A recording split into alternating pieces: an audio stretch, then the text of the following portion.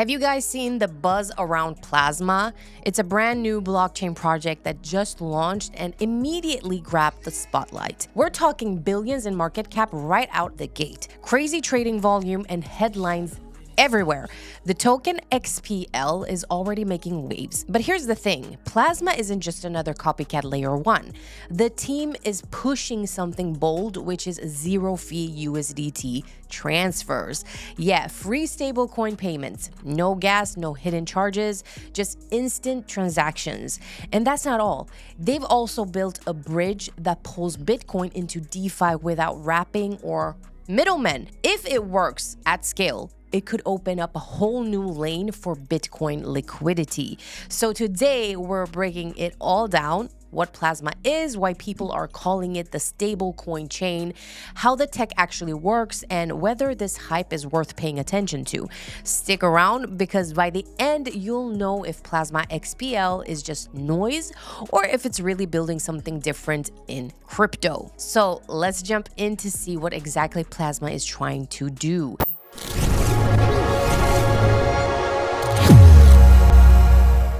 At its core, Plasma is built for one thing: stablecoin payments. Right now, stablecoins like USDT are everywhere. People use them for trading, sending money, and even for savings in places where local currencies are shaky. The problem is the fees. If you've ever tried moving USDT on Ethereum, you know the pain. A simple transfer can cost more than the amount that you're sending. Even on faster chains, there are still gas costs and occasional delays when the network is busy. Plasma's pitch is simple: instant USDT transfers with zero fees. Send $10 or 10 million, it doesn't matter. No charges. That's the hook. The team says they've designed the network from the ground up for this. No bloated fees, no hidden costs, just quick, free payments. And they're not ignoring developers either. Plasma is EVM compatible, so Ethereum apps can run there without needing to rebuild everything. The mainnet officially launched in late September this year, 2025. The hype was immediate. The token XPL went live. The market cap shot past 2 billion, and suddenly everyone was asking, is this the real stablecoin chain we've been waiting for? That's the promise Plasma is chasing: to be the go-to place where USDT moves instantly, freely, and at scale. All right, moving on. Let's talk tech. Plasma isn't just about hype. The way it's built is what makes those big claims possible. First up, the consensus system. Plasma runs on something called PlasmaBFT. It's based on fast hot stuff, a fancy way of saying it's designed for speed and quick finality. Transactions don't sit in limbo. Once they're in, they're done.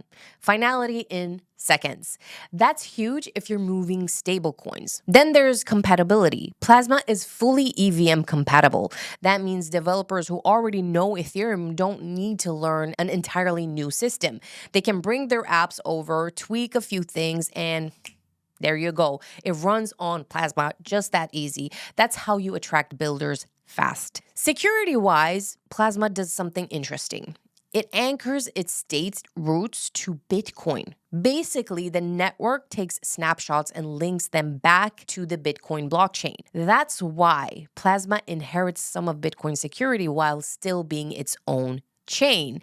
And the roadmap goes further. The team is working on confidential payments, and imagine sending USDT where the amount and recipient aren't fully exposed to the world, but still keeping a normal wallet experience. That's the privacy angle they want to bring in. Put it all together and you've got a chain that's fast, secure, compatible, and aiming to solve real pain points in crypto payments. Now, here's where things get really interesting. One of the biggest features Plasma is bringing is the Bitcoin bridge. They call it pBTC, and it's not your usual wrapped token. Normally, if you want to use Bitcoin in DeFi, you're stuck with wrapped versions like WBTC. But those depend on custodians or middlemen holding the real Bitcoin somewhere. It's convenient, but it's not truly decentralized.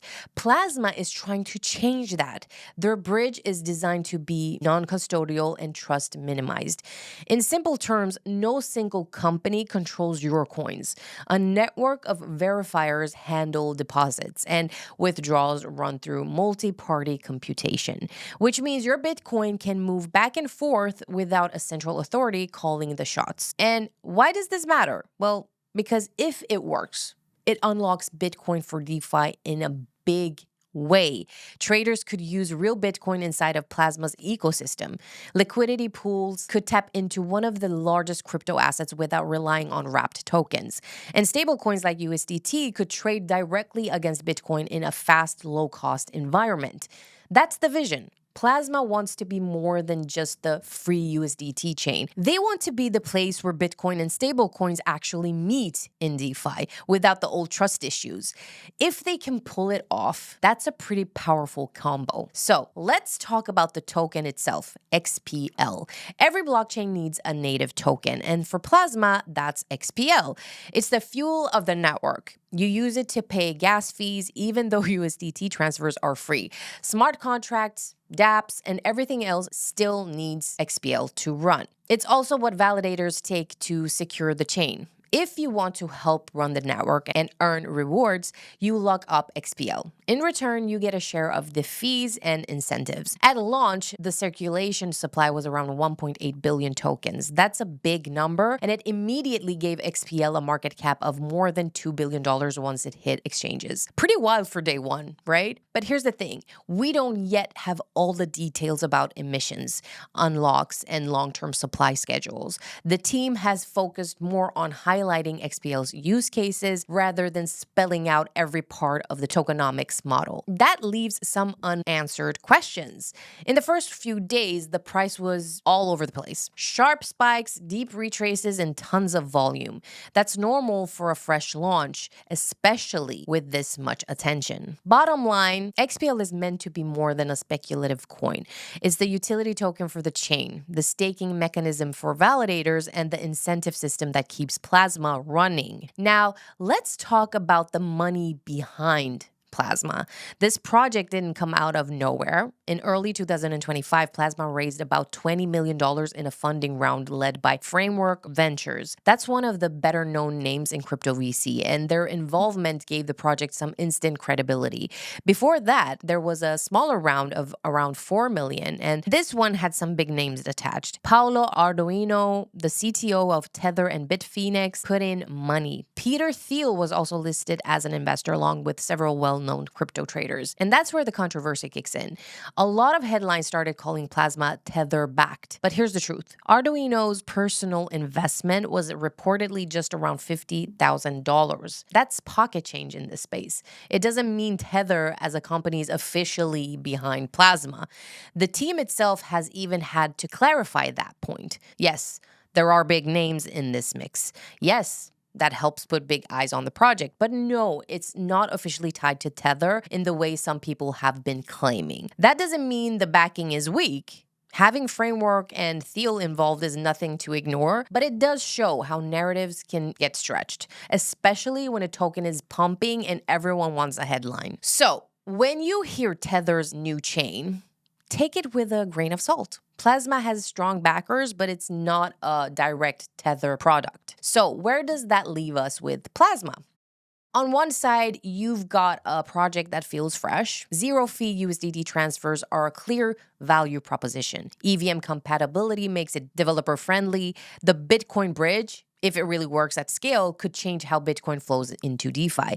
And they've already pulled off a huge launch with billions in market cap. On the other side, there are open questions. We don't yet know the full details of token emissions and unlocks. Adoption is still just beginning. So basically, we will have to wait and see if real payment use cases take off or if it stays a trading niche. And like any new chain, decentralization and security will need time to prove themselves. Still, Still, Plasma has positioned itself as something different. It's not trying to be another everything chain. It's focusing on stablecoins and Bitcoin, two of the biggest assets in crypto. That alone makes it worth watching closely. So, could it become the go-to network for payments and BTC DeFi? Maybe. Could it fade into the background if adoption stalls? Also possible. But right now, it's one of the most interesting launches of the year. That's the full story of Plasma XPL, a bold new project aiming to change how stablecoins and Bitcoin move in crypto. What you guys think? Is zero fee USDT the killer feature that will drive adoption, or is this just another hype cycle that fades in a few months? Tell me what you think in the comments. If you enjoyed this breakdown, hit like, subscribe, and turn on the notification bell so you don't miss the next deep dive. Thanks so much for watching, and I'll catch you in the next one.